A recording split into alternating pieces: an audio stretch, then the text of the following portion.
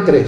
Vamos con la cuarta verdad. Mira, os digo rápidamente la 1, la 2 y la 3. La primera es: el Padre Eterno creó al hombre, a la humanidad, y le entregó el gobierno y la administración sobre la tierra. La segunda es: el hombre desobedeció al Padre Eterno, cayó de su gracia y fue expulsado del huerto del Edén. Tercera gran verdad: el Padre le dio a la humanidad una palabra profética de redención por causa de la iniquidad que pasó de Adán a todos los hombres. Verdad número cuarta: el Padre Eterno, a través de Jesús y su sacrificio, muerte y resurrección, nos aseguró la vida eterna por siempre y nos devolvió todo lo que habíamos perdido. Escúchame bien, hay una gran diferencia entre la palabra misericordia y la palabra gracia. La palabra misericordia es el amor de Dios hacia nosotros para limpiarnos de toda iniquidad y para perdonarnos todos los pecados. Pero la palabra gracia va mucho más allá. La palabra gracia viene a significar que Él nos da y nos devuelve todo lo que perdimos mientras estábamos en iniquidad. Aquel reino, aquel Edén, aquel trono que Él puso para nosotros para gobernar y administrar la tierra, que habíamos perdido por causa de nuestra iniquidad, cuando venimos a Cristo por su misericordia somos perdonados, somos redimidos, pero ahora recuperamos aquello que habíamos perdido. Porque la palabra lo habla muy clara. Él nos ha hecho reyes y sacerdotes, dice que somos linaje escogido y real sacerdocio. Somos sacerdotes del Rey. ¡Qué tremendo! Así que Él, a través de Jesús y su muerte, sacrificio y resurrección, nos aseguró la vida eterna por siempre y nos devolvió todo lo que habíamos perdido. Mira, Efesios capítulo 2, versículo del 4 al 6.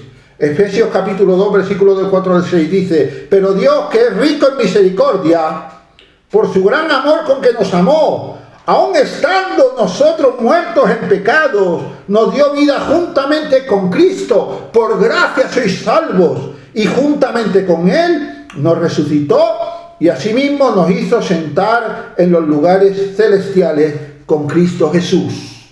O lo que dice en Romanos 8:4: para que la justicia de la ley se cumpliese en nosotros, que no andamos conforme a la carne, sino conforme al Espíritu. Él pagó por esa justicia de la ley. O Efesios capítulo 1, versículo 3, que dice: bendito sea el Dios y Padre de nuestro Señor Jesucristo, que nos bendijo con toda bendición espiritual. ¿Dónde? En los lugares celestiales. Cuando venimos a Cristo, recuperamos nuestra posición celestial, recuperamos la posición que tenía Adán antes de desobedecer a Dios y ser expulsado del Edén. ¡Qué tremendo! Hechos 2, versículos 1 al 4, dice: cuando llegó el día de Pentecostés, estaban todos unánimes juntos, y de repente vino del cielo un estruendo como de un viento recio que soplaba, el cual llenó toda la casa donde estaban sentados, y se les aparecieron lenguas repartidas como de fuego, asentándose sobre cada uno de ellos, y fueron todos llenos del Espíritu Santo, y comenzaron a hablar en otras lenguas, según el Espíritu les daba que hablaban. Fíjate qué cambio de condición, de cómo somos antes de venir a Cristo y cómo somos ahora después de confesar a Cristo como Señor y Salvador. ¡Qué tremenda cosa! ¡Qué tremenda cosa! Dice Jesús en Juan 14, del 12 al 14, dice: de cierto os digo, el que en mí cree, las obras que yo hago, él las hará también, y aún mayores hará, porque yo voy al Padre, y todo lo que pidiereis al Padre en mi nombre, lo haré, para que el Padre sea glorificado. Él le dijo: si algo pidiereis en mi nombre, yo lo haré. Así que la cuarta gran verdad es que el Padre Eterno, a través de Jesús y su sacrificio, muerte y resurrección, nos aseguró la vida eterna por siempre y nos devolvió todo lo que habíamos perdido. Quinta verdad: vamos a reinar con Jesús sobre toda la tierra y por toda la eternidad. Así nos lo enseña la palabra. Aquel reino que Adán perdió, aquel trono del reino sobre toda la creación que era el Edén, que Adán perdió, por medio de Jesucristo lo hemos recuperado, sabiendo que Jesucristo es el Rey de Reyes y el Señor de Señores.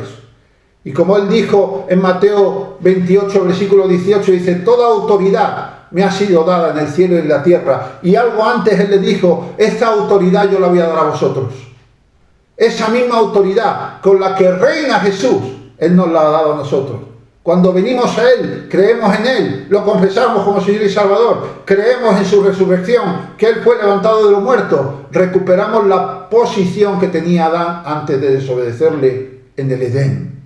Él nos ha dado el reino y nos ha profetizado que reinaremos con Él por la eternidad. En Lucas 12:32 dice: no temáis manada pequeña, porque a vuestro Padre le ha placido daros el reino. ¡Aleluya! Fíjate que hay algo que me llama muchísimo la atención y que me inquieta un poco en este tiempo acerca del estado de la iglesia en general. La iglesia es preciosa, el cuerpo de Cristo, los cristianos somos gente voluntariosos y amamos ir a los cultos, a las oraciones, a las alabanzas, a los eventos, a todo tipo de reuniones que organizamos, y todo eso está muy bien, pero me inquieta un poco que hayamos perdido el sentido de aquello para lo que vino Jesús, porque el mensaje central de Jesús era el evangelio del reino, y el mensaje central de Pablo era el evangelio de la gracia. Pero fíjate que la frase central de Jesucristo, de su mensaje, siempre era: arrepentíos, el reino de los cielos se ha acercado. ¿Qué es lo que le estaba diciendo? Acercaos, porque el rey de ese reino celestial, ha venido a la tierra, se ha hecho hombre, lo ha hecho por su gracia, y ahora que estoy aquí, venid al reino. Por eso en Mateo 6:33 Jesucristo dice: buscad primeramente el reino de Dios y su justicia. Y en 1 de Pedro 2:9 dice que nos ha hecho sacerdotes reales, o sea, sacerdotes de la casta del rey, que sirven en el reino. ¿Por qué te digo esto? Porque a veces a las iglesias, entre tantas actividades, tanta doctrina, tanta teología y tantas cosas que desarrollamos, se nos olvida que lo que Cristo fue a restaurar el reino, para entregarnos el reino, y que lo que tenemos que vivir es la vida del reino. Y a veces las iglesias no viven la vida del reino. Y no digo que lo hagan a mala conciencia, a mala intención, no. Seguramente nos dejamos llevar por las inercias, por las doctrinas, por las declaraciones denominacionales, por las teologías o incluso hasta por la religión. Incluso a mí hay gente que me habla de la religión evangélica. Digo, pues si tú crees que vas a ser salvo porque eres un religioso evangélico, estás muy confundido. Cristo vino a restaurar el reino. Él nos ha dado el reino y nos ha profetizado que reinaremos con Él por la eternidad. Manada pequeña, porque a vuestro Padre les ha placido daros el reino. O como dice en Apocalipsis 22:5, dice: no habrá allí más noche, y no tienen necesidad de luz de lámpara, ni de luz del sol, porque Dios el Señor los iluminará, y reinarán por los siglos de los siglos. Hemos sido llamados a reinar junto con Jesucristo. Somos herederos de las riquezas del cielo, mi hermano, coherederos juntamente con Jesús. No somos siervos, somos hijos. Los siervos no heredan, los hijos sí heredan. Así que hemos sido llamados para reinar. Para reinar. En Apocalipsis 26 dice: bienaventurado y santo es el que tiene parte en la primera resurrección. La segunda muerte no tiene potestad sobre esto, sino que serán sacerdotes de Dios y de Cristo, y reinarán con Él 1000 años. A eso vino Jesús, a restaurar el reino que el Señor había creado en el Edén y que se perdió por causa de la desobediencia y la iniquidad de Adán y de Eva. Y la última gran verdad, no quiero extenderme mucho más, pero la última gran verdad es que la sexta gran verdad es que la palabra de Dios llega al hombre por inspiración, revelación e iluminación. Te digo esto porque, como te decía antes, en las iglesias lamentablemente lo que estamos haciendo muchas veces es caminar más en los dogmas teológicos que lo que la misma palabra habla. Caminar más en la declaración de fe de la denominación a la que pertenecemos que en la propia palabra. Caminar más en la teología que en la propia palabra. Caminar más en la religión que hemos creado, la religión evangélica, que en la propia palabra. Y no se nos puede olvidar que la palabra de Dios llega al hombre. Dice el apóstol Pedro: no tenemos una palabra profética más segura que la Biblia. Es decir, los 66 libros desde el Génesis hasta el Apocalipsis. Hay un predicador norteamericano de los años, murió en los años 90 con muchos años, con 80 y muchos años, se llamaba Leonard Ravenhill. Os recomiendo que leáis sus libros y tiene muchos vídeos en YouTube que podéis escuchar. Él ya murió hace 30 años. Y él decía algo, porque él recorrió todo el mundo, evangelizó, fue protagonista de un montón de avivamientos y nunca había ido a un seminario. Pero tenía un conocimiento de la palabra tremenda. Y él decía, mira lo que él decía, Leonard Ravenhill, él decía, no hay mejor seminario o escuela bíblica que un hombre sentado a los pies de un árbol con una Biblia abierta. Es que el Espíritu Santo, Jesús lo dijo, no os preocupéis con lo que habéis de decir. El Espíritu Santo guiará toda verdad. No os preocupéis cuando estéis en los calabozos, estéis detenidos y ese tiempo va a llegar. El Espíritu Santo va a poner en vuestra boca lo que hayáis de decir. Es que no podemos perder de vista al Espíritu Santo. Es que muchas iglesias, desgraciadamente, dejaron al Espíritu Santo a un lado. El otro día un pastor me decía, mi iglesia tiene tal nivel de organización que si algún día no está el Espíritu Santo ni nos vamos a dar cuenta que Él no está. El Espíritu Santo es el protagonista de la iglesia de este tiempo. Es Dios mismo. El Señor nos lo dejó hasta que Él vuelva. El Espíritu Santo es Dios. Tiene que ser el centro de la actividad. Tenemos que buscar en Él las revelaciones. Así que, mis hermanos, la palabra de Dios llega al hombre por inspiración, revelación e iluminación. Y así dice la palabra, que la palabra es para exhortar, es para redarguir, es para presentar defensa de la salvación, así como hacía el apóstol Pablo en todo lugar donde él iba. Y muy rápidamente te digo, ¿cómo nos llegó la palabra? Para que no se nos olvide. En primer lugar, nos llegó por la voz audible de Dios. Vemos ejemplos en la Biblia, por ejemplo en Mateo 3, versículos 16 y 17, donde la revelación viene por la voz audible de Dios, cuando Él dice, Jesús después que fue bautizado, subió luego del agua, y aquí los cielos le fueron abiertos, y vio el Espíritu de Dios que descendía como paloma y venía sobre Él, y hubo una voz de los cielos que decía, este es mi Hijo amado, en quien tengo complacencia. La misma voz que se oyó en el momento de la transfiguración. ¿Cómo nos llegó la Biblia además de por la voz audible de Dios? Por los ángeles. Dice Hechos 7:38. Este es aquel Moisés que estuvo en la congregación en el desierto con el ángel que le hablaba en el monte Sinaí y con nuestros padres y que recibió palabra de vida que darnos. Recibía palabra de vida de los ángeles. ¡Qué tremendo!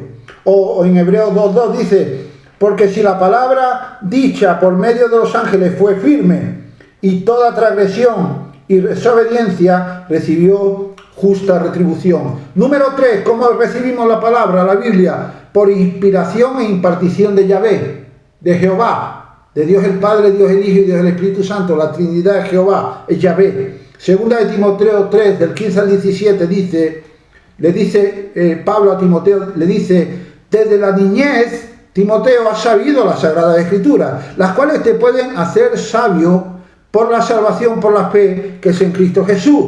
Y dice, toda la Escritura es inspirada por Dios y útil para enseñar, para redarguir, para corregir, para instruir en justicia, a fin de que el hombre de Dios sea perfecto, enteramente preparado para toda buena obra. Otra manera por la cual nos ha llegado la Biblia, por medio de los profetas. Dice Hechos 3:21, a quien de cierto es necesario que el cielo reciba hasta los tiempos de la restauración de todas las cosas de que habló Dios por boca de sus santos profetas que han sido desde tiempos antiguos. ¿Cómo también nos llegó la Biblia? ¿Cómo nos enseña la palabra? Por medio de sueños y de visiones. Mateo 1:20 dice, y pensando él en esto, he aquí un ángel, está hablando de José, el padre putativo de Jesucristo, el esposo de María. Dice, he aquí un ángel del Señor le apareció en sueños y le dijo, José, hijo de David, no temas, recibe a María tu mujer, por lo que en ella es engendrado del Espíritu Santo es. ¿Cómo se recibe la palabra también? Por medio de Jesucristo. Jesucristo nos ha hablado la palabra, a través de la palabra. En Hebreos 1, versículos del 1 al 3. Y en Apocalipsis 1 dice, la revelación de Jesucristo que Dios le dio para manifestar a sus siervos las cosas que deben suceder pronto, y la declaró enviándola por medio de su ángel a su siervo Juan. Y finalmente, por medio de los apóstoles hemos recibido la palabra. Hechos 1:2 Dice, hasta el día en que fue recibido Jesucristo arriba, después de haber dado mandamiento por el Espíritu Santo a los apóstoles que había escogido. O como dice Mateo 28:19, y por todo el mundo predicad el Evangelio.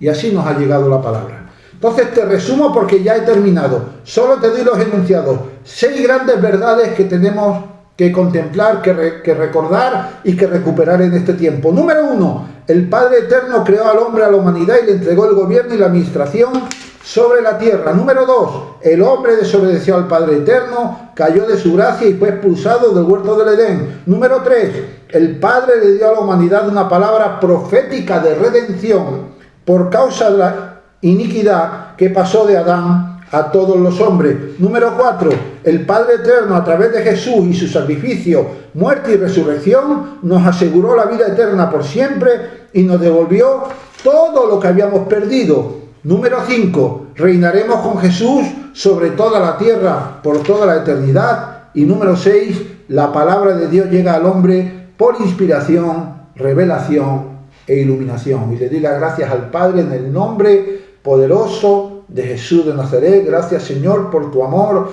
por tu gracia, por tu misericordia, por redimirnos de la iniquidad que nos condenaba a la muerte eterna y que nos condenaba a vivir bajo el peso de la ley. Señor, gracias porque también tú cada día perdonas nuestros pecados, que ya no son un estilo de vida para nosotros, pero por causa de muchas circunstancias a veces caemos. Gracias, Señor, por cada uno de los hermanos, hermanas, ministros que están aquí reunidos en este momento. Yo los bendigo con toda bendición del cielo. Proclamo que la gracia, el bien y la misericordia les persiguen y les siguen todos los días de su vida, como dice Salmo 23:6. Señor, que todos ellos sigan caminando bajo el favor de tus ojos, que una cuádruple unción del poder del Espíritu Santo esté sobre ellos. Señor, que abras puertas de bendición hasta que sean sobreabundados en todas las áreas de su vida. Ayuda a este ministerio, ayuda a cada ministerio, a cada hermano, a cada persona que están aquí en esta tarde. Gracias, Señor, por este tiempo precioso y maravilloso, y te entrego este tiempo en el nombre de Jesús. Amén y amén. Gracias. Amén, gloria a Dios Todopoderoso.